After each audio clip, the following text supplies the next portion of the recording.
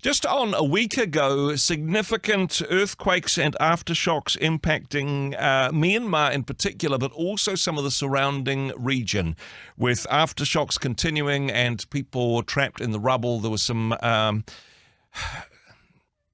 just eye-popping scenes that came through, and in particular, a image from Bangkok of a building under construction, a multi-story building just pancaking, just collapsing in on itself in the middle of the day. Some very disturbing images, and we have been talking this week about what's happening in Myanmar, some of the challenges of aid organisations getting there. Well, somebody who this week has flown to Thailand, who, has also been affected by the earthquake.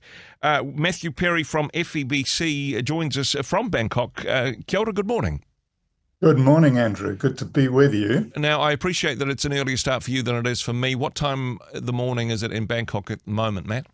It's just before 6 a.m. Well, okay. Which is not a very good early morning to you. Now, I suppose wanting to start off with a little bit of a correction. When the multi-story construction site collapsed in central Bangkok, at around about the same time as the major earthquake in Myanmar, everybody presumed that the earthquake was the causal factor. There's some more information on that now, I understand. Well, I've just been asking my team, people on the street a little bit as we've intermingled a bit over the last few days. And yes, of course, the earthquake was huge and it had a tragic and devastating impact, but it really was localized. That building had a lot of other issues. And so there's quite a bit of anger and angst around more about the building and its construction, because other buildings didn't fall down. I'm surrounded by a high rise here. Yep. This is a relatively well-built city. There are big buildings everywhere and nothing else came down. So there are other factors at play. And very, very sadly, it probably wasn't as, it shouldn't have fallen down. That building should not have come down. Yeah. And people have paid dearly with their lives as a tragic result. Just wanting to focus in on part of the work of FEBC when it comes to natural disasters such as this. And it's a part of the work that perhaps people don't know as much about. When disaster happens, radio communication is perhaps one of the only ways that isolated communities can stay in touch, can get vital life-saving information. FEBC have been a part of that in many parts of the world over the years. Yes, absolutely. Since the tsunami in 2004, our guys in Southeast Asia all got together and started building emergency radio broadcasting kits that can be put into a suitcase. So that developed over the following years, and now it's a fully fledged model called first response radio. And in a number of countries where we can move freely and easily in those countries, first response radio is up and out within 72 hours of a disaster. So with big earthquakes, tsunamis, volcanic eruptions, and even other sort of military things that move people from other countries and flood borders, our people can move, broadcast, plug into local masts, because the masts are the things, the towers and the masts are often the things that survive. They're structures that often don't get taken out. And so, yes, first response radio responds in many countries across Asia quickly and giving people exactly what they need to know, health advice, who's coming, what to do with water, sanitation, medical stuff. It's a fantastic response that saves many, many lives. They're a fantastic part of FEBC ministry. Now, I understand because of military restrictions, not able to have that fully operational in Myanmar. However, of course, continuing to broadcast messages of hope and practical support to isolated communities in Myanmar who are, literally picking themselves out of the rubble. That continues to happen despite the earthquake. It does. We've been broadcasting from outside Myanmar for many years, and we continue to do that today. It's been going on, and we can adjust the messages, but it's a slightly different model because of the restrictions within the country. So yes, pouring encouragement and hope into that country right now and have been for some time.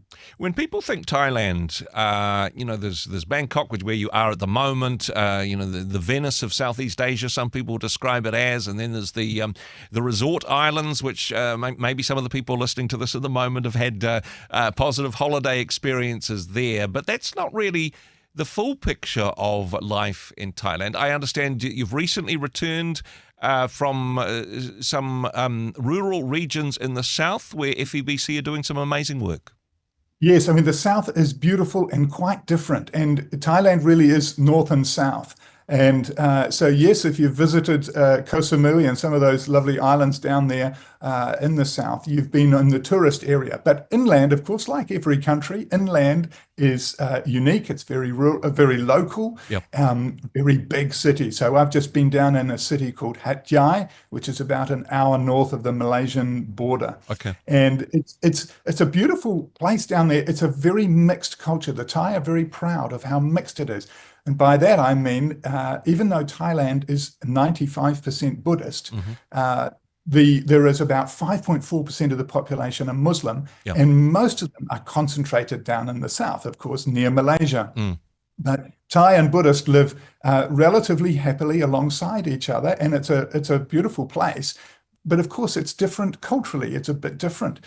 There's some difference in the dialect, especially amongst the sort of over 30s. The government has done a great job of introducing Thai, the main Thai language, across the board to the younger generation. Yep. So everybody speaks Thai, but there are some dialect issues. And so we broadcast special programs in the South to speak to Southern worldview, to the mixed culture, to the variety, some of the issues that are unique to such a mixed environment and society, and of course, in the appropriate dialects. Yes. And so people ring and say, I heard my language, and that's quite rare. This is one of the things I love about FEBC, because you're able to specialize. Yes, the gospel message is the same, but you're able to target particular groups either through dialect and again, the way in which you broadcast a message of the gospel to a predominantly Muslim group may be slightly different than talking to a predominantly Buddhist audience. Yes, the language differences, but also the cultural differences, bringing a bespoke message to communities who need to hear some hope. Yes, absolutely, and that's absolutely right. And of course, in that place, with such a different culture and environment, and such a small church, so the vast majority of Christians are focused in Bangkok and north, or from the line Bangkok and north. And so, even if you were interested, even if you did hear a message, you've got very few people to go to. Most people in the South don't know Christians. And so we've been visiting some churches, meeting with some pastors. There are churches and pastors there, but very few.